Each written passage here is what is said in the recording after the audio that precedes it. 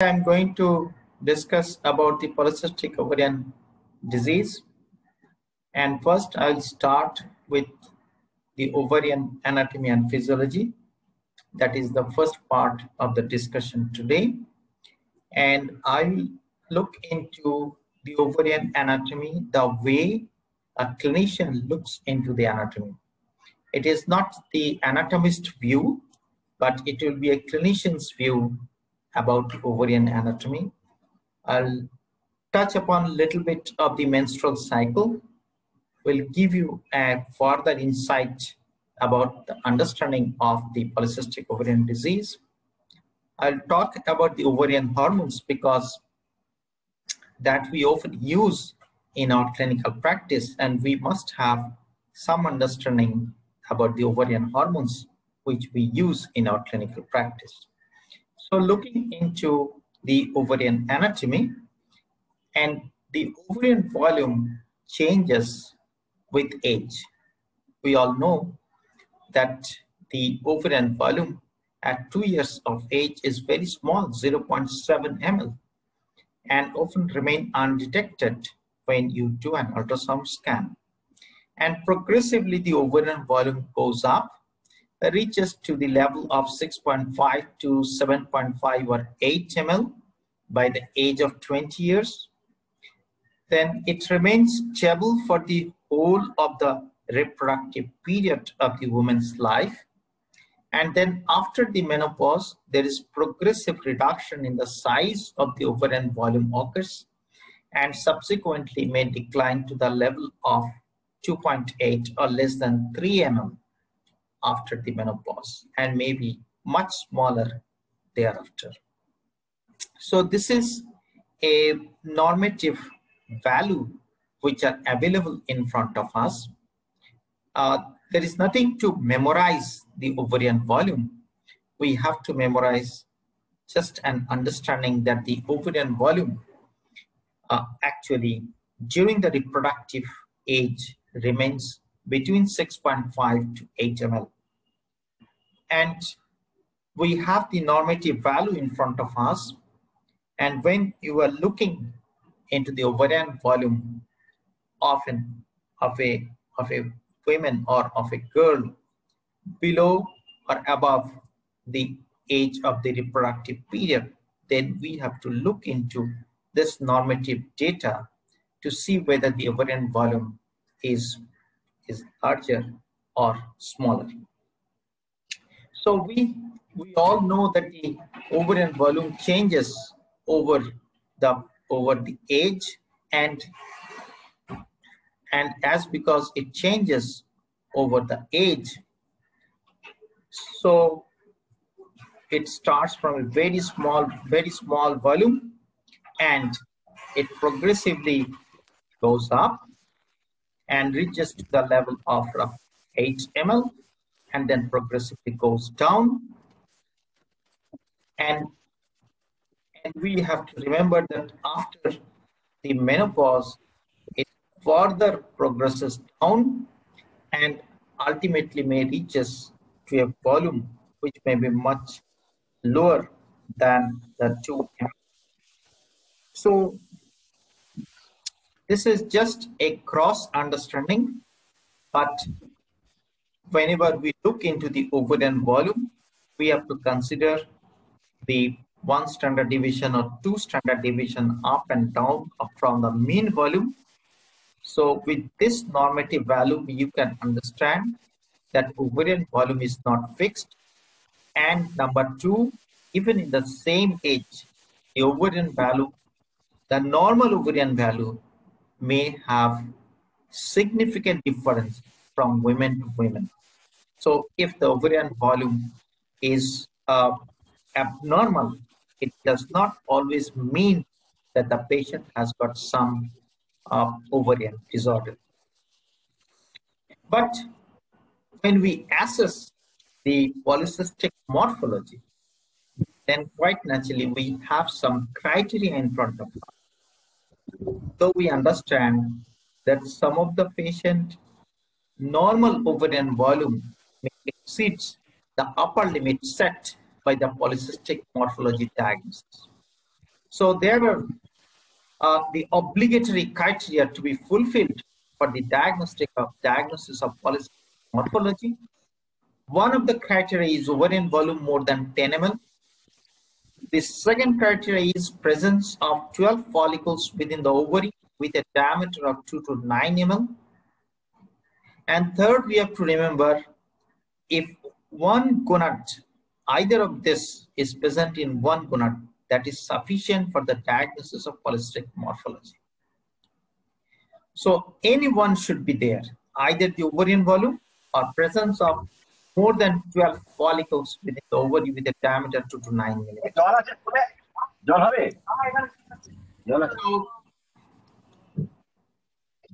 I request all the participants to mute their mic. So this is basically a Rotterdam criteria for the polycystic morphology. Now we also have to understand that the polycystic morphology does not mean that the patient has got a polycystic ovarian syndrome. Very important, this understanding. It is one of the criteria for the diagnosis of polycystic ovarian syndrome. But presence of polycystic morphology is not diagnostic of polycystic ovarian syndrome, because the polycystic morphology is present in many other conditions apart from the polycystic ovarian disease.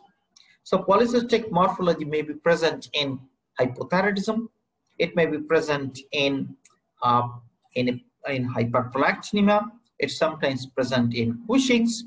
So presence of polycystic morphology is not diagnostic.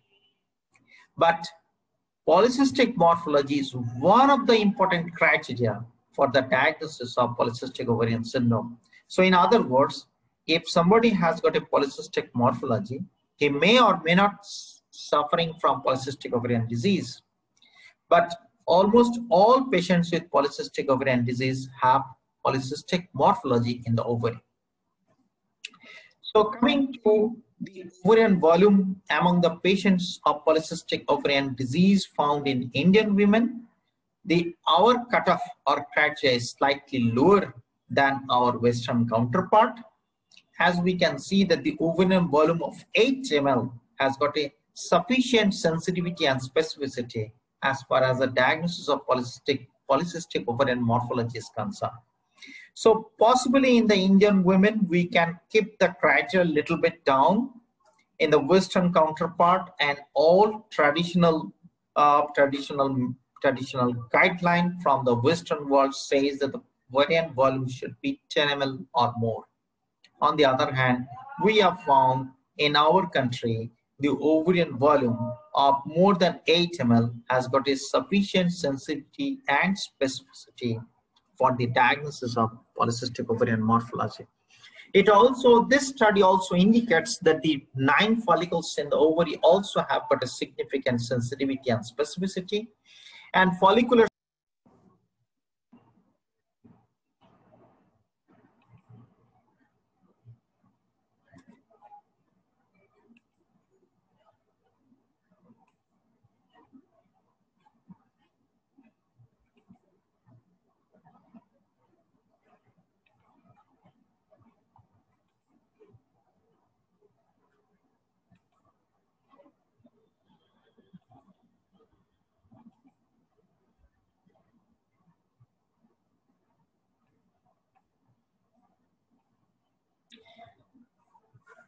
Is the slide visible and my voice audible?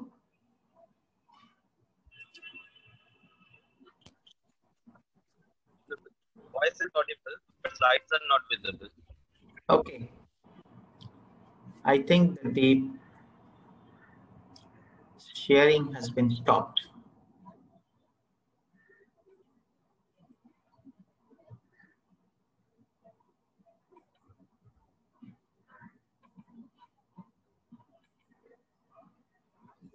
Is it okay now?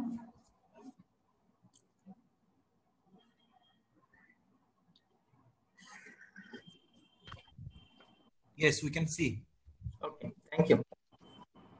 So therefore, what I am talking about is the polycystic ovarian morphology.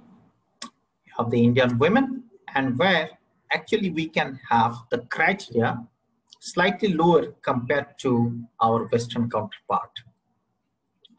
So coming to the other way by which we can evaluate the ovary, one is computed tomographic scan, and we can look into the ovary with a computed tomographic scan, but usually we don't use it in our routine clinical practice in most of the situations, especially when we are talking about polycystic ovarian disease, because the criteria for polycystic ovarian disease is basically based on ultrasonographic criteria and not on the CT scan criteria. But however, this is a method by which we can look into the anatomical aspects of the ovary.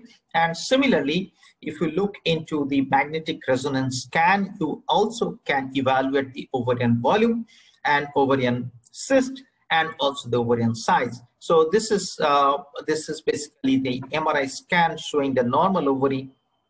This is the MRI scan showing the polycystic ovary of a young girl. Now coming to a little bit about the menstrual cycle, which also has got a very, very important issue when we discuss about the polycystic ovarian syndrome. We know that the reproductive period of a woman's life starts around the age of 13 or 14, and it goes up to say 45 or 50. So during this period of their life, they are they have the reproductive capability, and after that they enters into a transition phase we call menopausal transition, and then the postmenopause, and the hormonal level actually follows the way the whole process proceeds. So in a young lady or a young girl before the puberty, that the gonadal hormones and the gonadotrophic hormones remains at a very low level. So once the girl enters into the puberty, the FSH value, especially the FSH value, comes to normal. When they gradually progress to menopausal transition, the FSH value goes up, and in the postmenopausal phase, FSH value remains very high, and it is one of the important diagnostic points as far as the diagnosis of menopause is considered.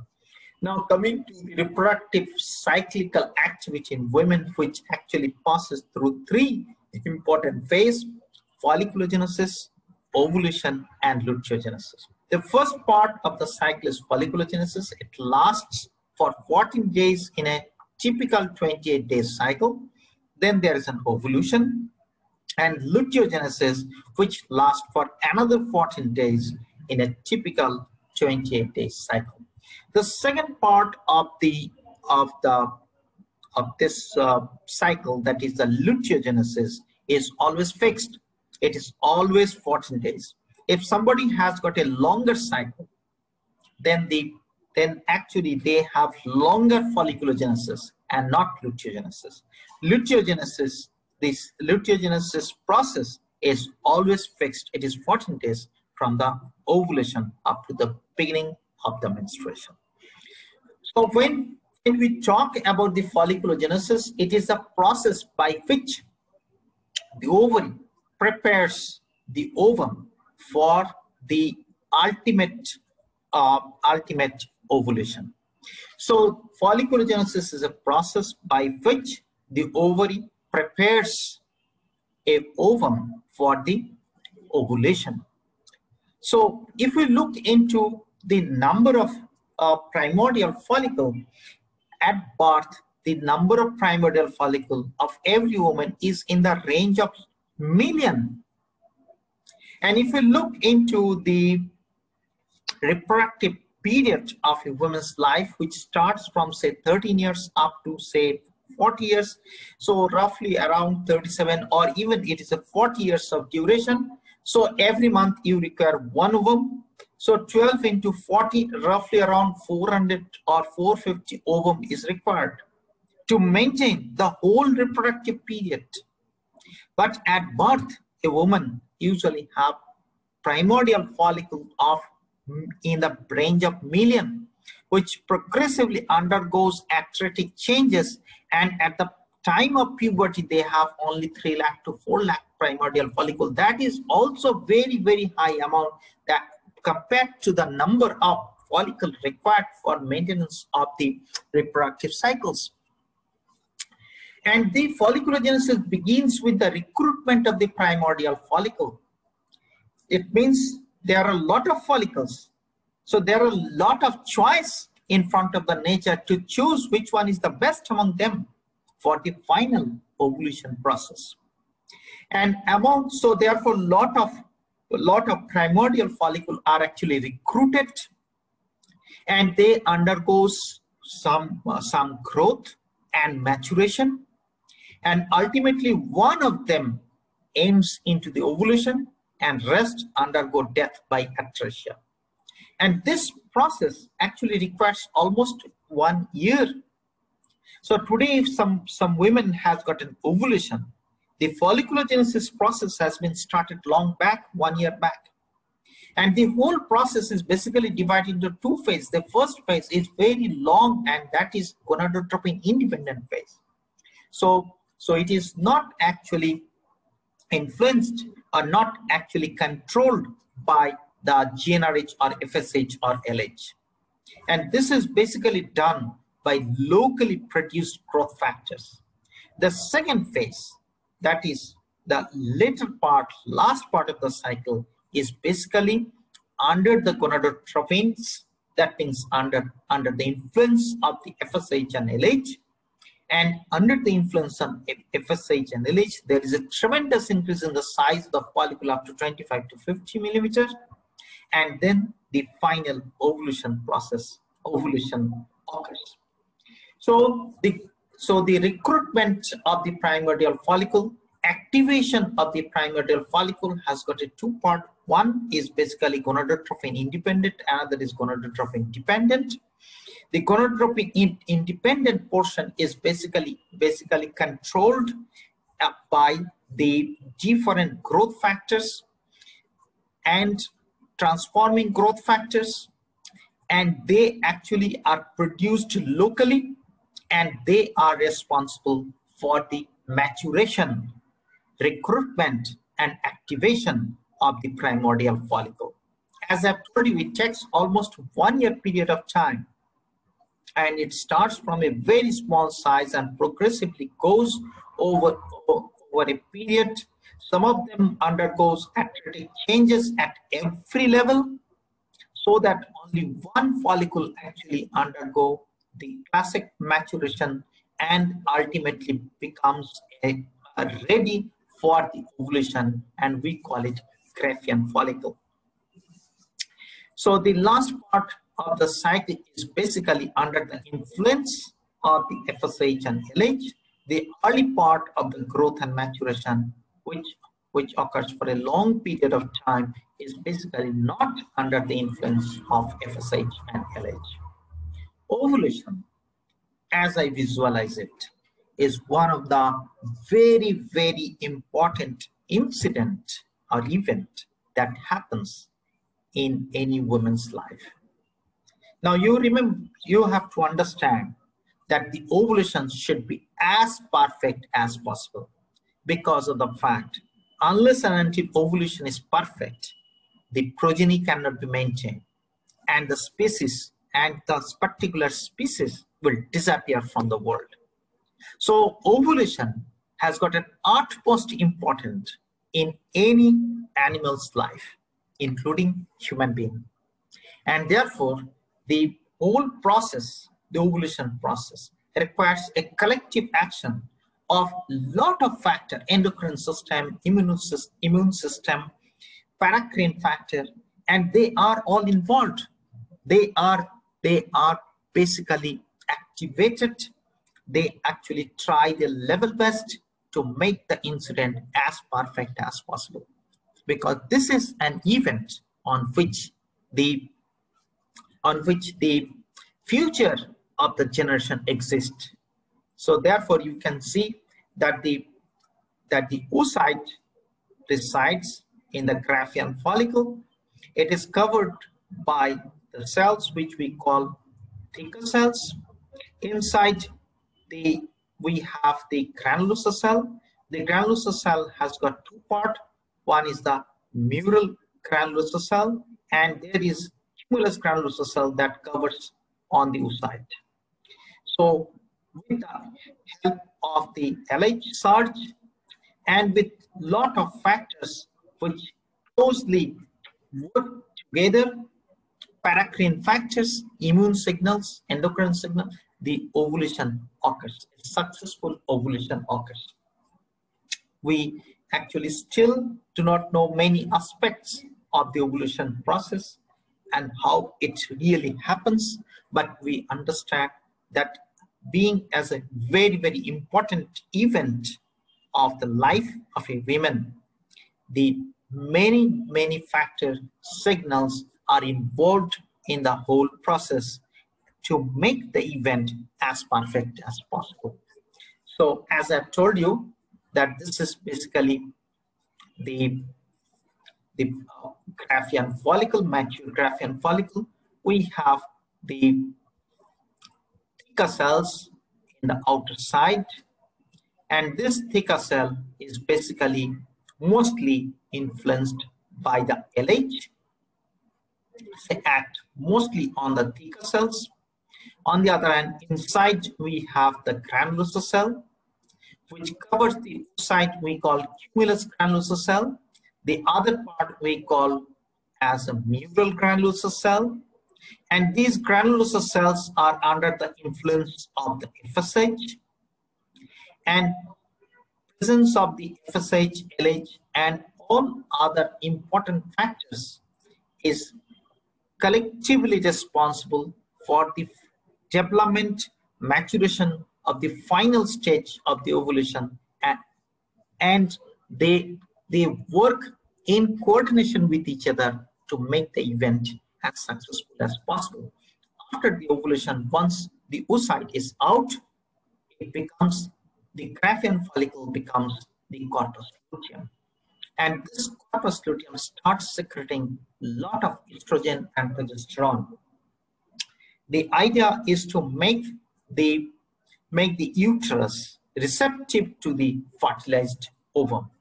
So the work of the progesterone is to maintain the uterus receptive to the fertilized ovum. They actually help in the fertilization, and they help to maintain the fertilization, maintain the fertilized egg, maintain the pregnancy, and they try to reduce the uterine contractility so that there is no expulsion of the fertilized ovum outside. So the phases of the menstrual cycle, how we define it by convention, the first day of mens represent the first day of the cycle. We usually call day one. Day one means the first day of the menstrual cycle. And then we have two phases, as I have already discussed with you. Follicular phase, which lasts for 14 days. Then the luteal phase lasts for 14 days. Then again there's a menstruation, and the first day of the menstruation called day one. Follicular phase begins with the onset of menses, ends on the day before the luteinizing hormone surge, and after the luteinizing hormone surge up to the beginning of the next mens is basically the luteal phase. Average duration is 28 days. It can extend up to 35 days. With follicular phase can vary, but the luteal phase is always fixed of 14 days. So this is actually I would like to discuss about the changes into the ovary, changes into the ovarian hormones, and changes into the endometrium. So you can see that there is a growing follicle which ends into the ovulation. Ovulation occurs because of the surge of the LH hormone. So there is a surge in the LH hormone followed by ovulation, and there is a progressive rise in the estradiol, and this estradiol actually initiates the rise in the LH, and which ultimately leads into the ovulation process. During this early phase, the endometrium is getting prepared, but more important is the follicular phase is the development of the follicle, which ultimately ends in the ovulation process. On the other hand, the luteal phase is basically preparation of the endometrium for the successful implantation of the fertilized ovum, and this is basically maintained by the progesterone secreted by the corpus luteum. So corpus luteum produces a lot of progesterone. You can see there is a production of lot of progesterone, and they produce also good amount of estradiol, but produce lot of progesterone, and this adequate amount of progesterone is responsible for the maintenance of the endometrium. But ultimately, if there is no fertilization occurs, so the corpus luteum cannot maintain itself, and they undergo atretic changes, and then the progesterone level falls, and once the progesterone level falls, the bleeding starts. So then the corpus luteum becomes corpus albicans. So this is the cross understanding as far as the menstrual cycle is concerned, the changes in the ovary, changes in the hormones, and changes at the level of the endometrium. So the first MCQ, as you have already you have done it in the pretest questionnaire, that during the menstrual cycle, LH is at its highest level during the menstrual phase, just prior to ovulation, just after ovulation, and just before menstruation begins. So the right answer is that ovulation occurs after the LH surge. So it is highest just before the ovulation. So the B will be the right answer. So coming to the ovarian hormone, and it starts from the hypothalamus. The gonadotropin releasing hormone is released at the level of the hypothalamus. It influences the pituitary to produce FSH and LH, and FSH, LH actually work at the level of the ovarian follicles or ovary to produce the estradiol and progesterone.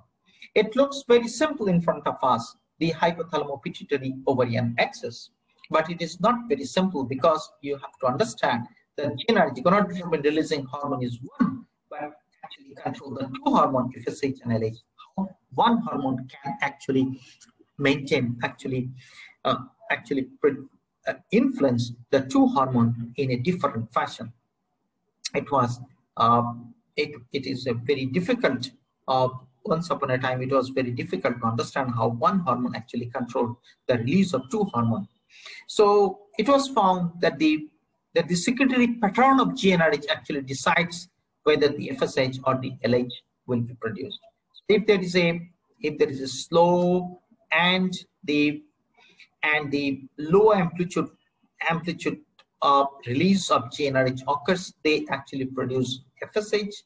On the other hand, if it is sharp, quick, and high amplitude release of GnRH occurs, it actually produces LH. So the way the GnRH is produced, the tempo by which the GnRH is released by the hypothalamus decides that whether the FSH or the LH will be stimulated.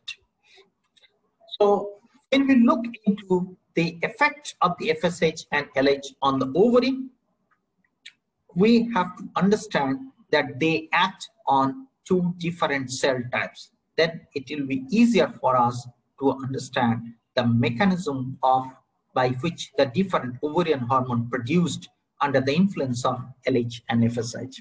So LH actually acts at the level of the thicker cell on the LH receptor, and with the help of the LH, there is an entry of the cholesterol, and LH, working at the level of the thicker cell, is responsible for the production of androstenedione. And androstenedione is basically an androgen. So ovary produce androgen also.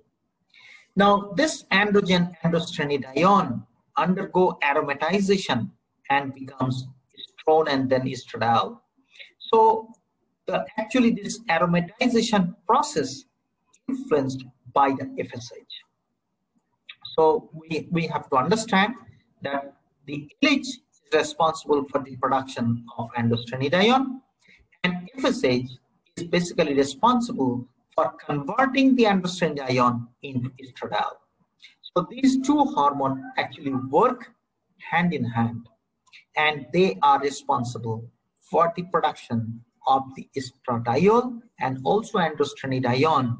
And depending on the LH and FSH, the amount of androstenedione and estradiol depends. So if we look into how the whole process occurs, you don't have to remember this chart, but you have to understand the LH is responsible for the entry of the cholesterol, which get converted to androstenedione. Now, androstenedione have two fates. Either it will be converted to testosterone, dihydrotestosterone, and act on androgen receptor. So this is the androgenic action. On the other hand, androstenedione may be converted to estradiol because with the aromatization, which occurs under the help of the FSH. So androstenedione can go this way, can go this way. So it depends that how much LH is there. It depends which way this direction will go. And we also have some drug which actually act at different levels. And you can see that some of the drug actually block the aromatization. And when some drug block the aromatization, we call it aromatase inhibitors. They actually reduces the estradiol production. And there is a possibility of increase in more androgen in the body. On the other hand, if you give spironolactone finasteride, they block the 5-alpha reductase. They prevent the conversion of testosterone to dihydrotestosterone, which is basically the active testosterone.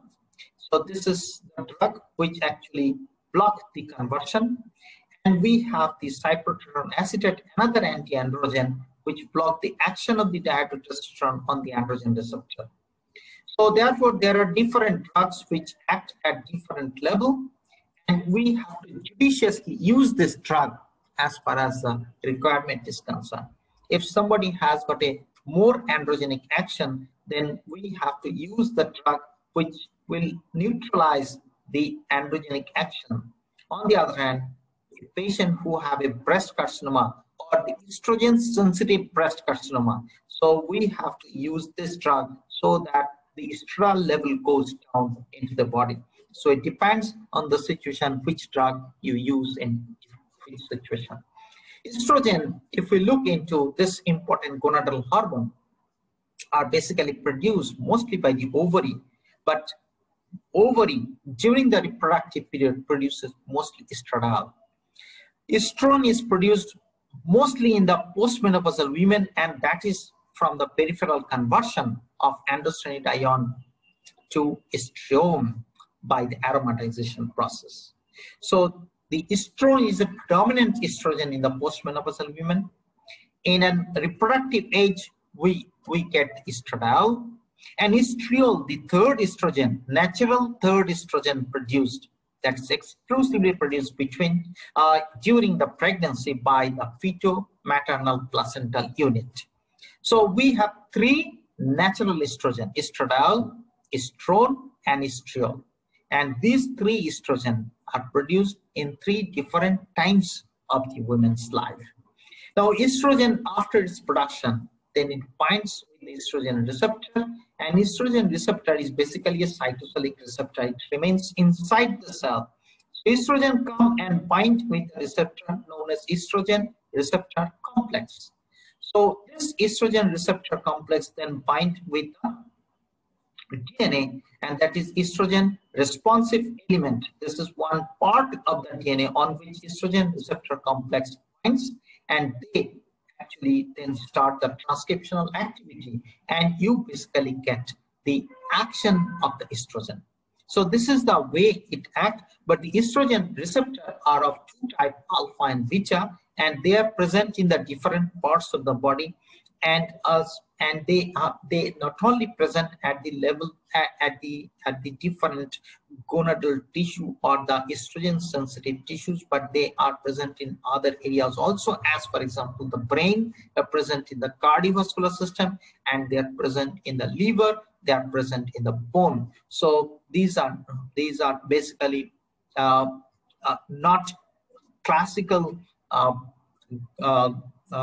classical sexual organs. So their presence is there apart from the sexual organs as well. So what is the action of the estrogen? We all know that the action of the estrogen is basically the development of the pubertal changes in the girl, secondary sexual character.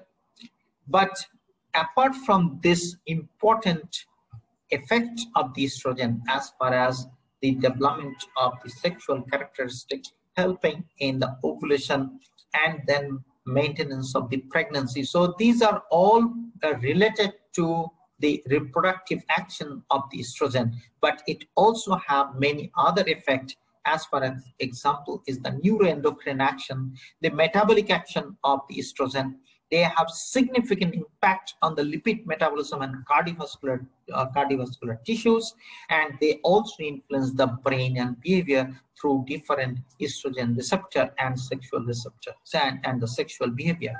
So estrogen not only have impact on the sexual organs, the secondary sexual characteristics, they also have important impact in other areas. So therefore, in the postmenopausal women, when the estrogen values goes down, then quite naturally, we encounter some of the important complications which are related to the low production of the estradiol level in the woman's body. So three natural estrogen are there, as I have discussed with you: estradiol, estrogen, and estriol. And we have a lot of commercial preparations. So I have given you the brand name also, some of the established brand name. So we commonly use these estrogens in our clinical practice. I have given you usual dose required. So you can just keep it with you. But why we have different brands and which one we are supposed to use depends on which patient you are actually treating. All the commercial preparations have some advantage and some disadvantage. So we have to remember that these commercial preparations and their advantages and disadvantages when we are using the estrogen preparation. I'll give you some of the important advantages and the limitations of using some of the estrogen preparations. As you can see, oral estradiol validate, which actually I use in many situations. Actually, the risk of VT is slightly less with ethinyl estradiol or conjugated equine estrogen.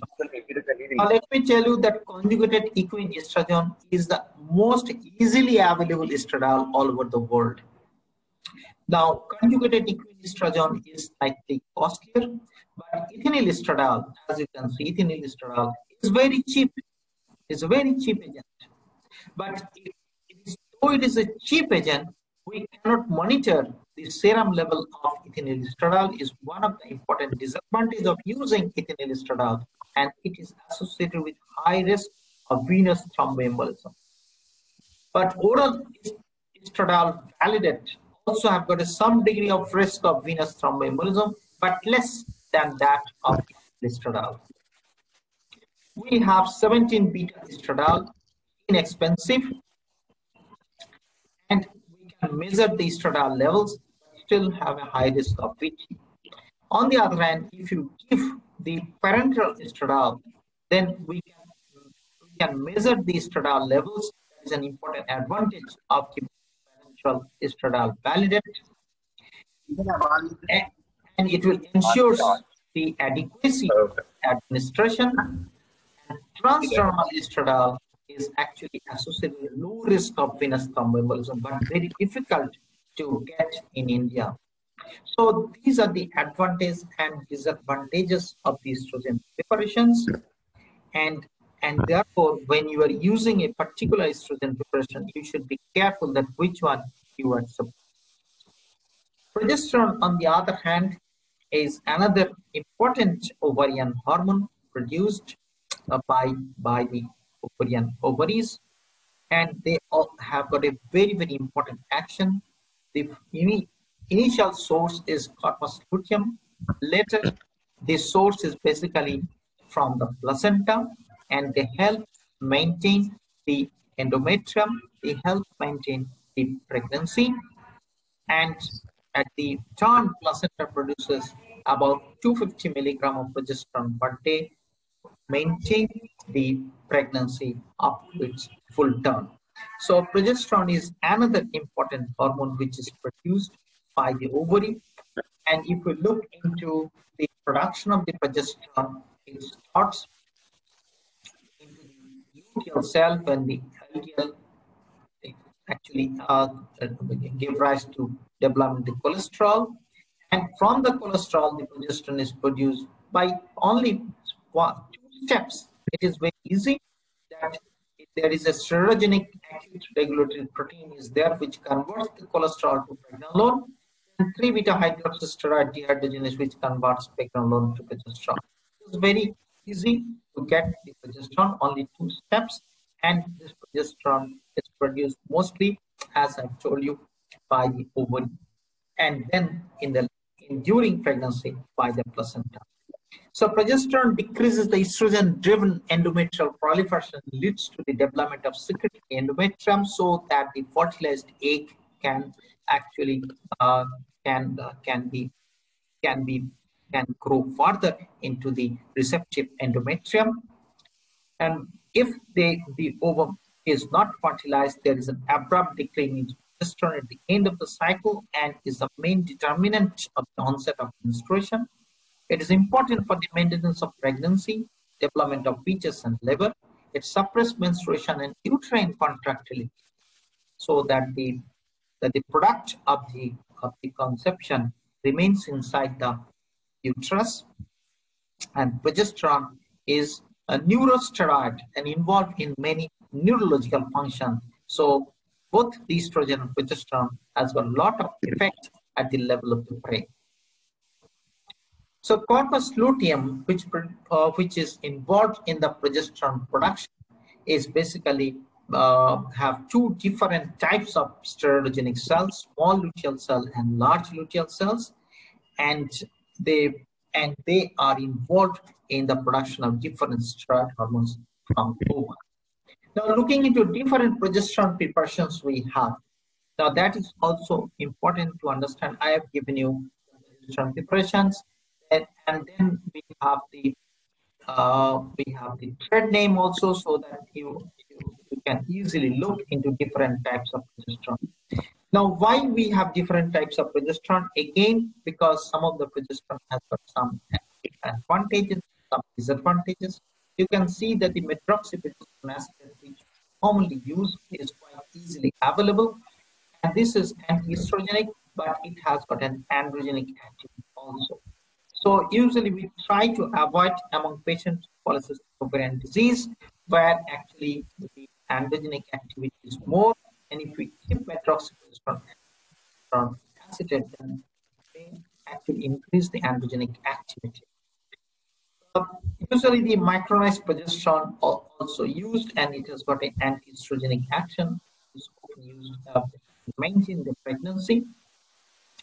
Levonorgestrel is very commonly used in many oral contraceptive pill preparations. So it is used in the oral contraceptive pill, but it has got an androgenic action. On the other hand, if we use the dydrogesterone you can use as a contraceptive pill also, but it is basically non-androgenic. It's possibly is a safer agent among the patients among the patients with polycystic ovarian syndrome. But the drospirenone is better agent than the dydrogesterone because it has got some anti-androgenic action. So it is actually used as a contraceptive pill, but it has got an anti-androgenic action and possibly much suitable if we consider the polycystic ovarian disease. Now, desogestrel is basically is a once daily mini pill. It is basically a weak androgenic, but though it is weak androgenic, we sometimes have to use it if the patient has got a contraindication to give estrogen. So here actually when we cannot give estrogen therapy, we have to give only the progesterone therapy. The desogestrel is the choice in front of us. Now, desogestrel is basically used in some of the oral contraceptives as well. To remember, it is weak androgen. One of the very important drugs, cyclopentone acetate, which is commonly used in the oral contraceptive field, has got a strong anti-androgenic action. And therefore, it's a very, very important agent in front of us to use it in the polycystic ovarian disease cases. So therefore, this is the question: which progestin has anti-androgenic activity? Cyclopentone acetate, desogestrel, levonorgestrel, norethistone. As I told you, that the cyclopentone acetate has got very, very strong anti-androgenic action. So the answer to this question will be age. So the ovarian volume changes with age, as I've discussed with you. Polycystic morphology and polycystic ovarian syndrome are not same. So polycystic morphology is one of the criteria for the diagnosis of polycystic ovarian syndrome. Now, reproductive cyclical activity in women has three phases: folliculogenesis, ovulation, and luteogenesis. And two gonadotropin act on two cells, LH in the theca cell, which is responsible for the production of the androstenedione, and FSH predominantly acts on the alveolar cell, is involved in the aromatization and production of the estradiol from the androstenedione. And estrogen has many metabolic effects beyond the development of primary and secondary sex characteristics. And choice of progestin preparation in PCOS depends on progesterogenic and anti-androgenic action of the